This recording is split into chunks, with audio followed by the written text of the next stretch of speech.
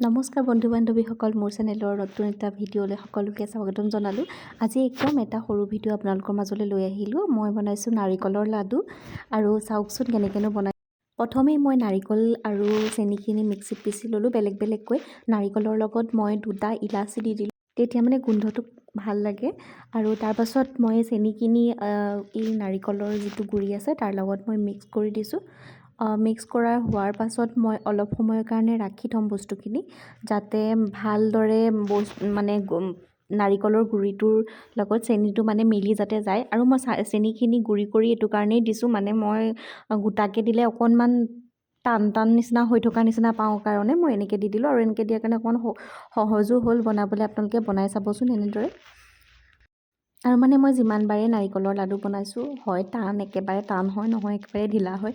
এইবাৰ সেইকাৰণে অকণমান ভাবি বেলেগকৈ বনাবলৈ চালোঁ, নাজানো কি হয়গৈ শেষৰ পৰ্যায়টো। নাৰিকল আৰু চেনিখিনি মিক্স কৰি লৈ মই আধা ঘণ্টামান সময় এনেদৰে ঢাকি থ'লোঁ। তাৰপাছত মই চালোঁ এইখিনি ধুনীয়াকৈ বনাব পৰা হৈ গ'ল। এতিয়া মই কেৰাহী এখন গৰম কৰিলোঁ। কেৰাহীখন যেতিয়া অলপমান গৰম হৈছে তাত এই বস্তুখিনি মই দি দিলোঁ। দিয়াৰ পিছত অলপমান লৰাই থাকিব, লৰাই হ'লেই অকণমান গম পাবই আপোনালোকে অলপ টাইমৰ পিছত।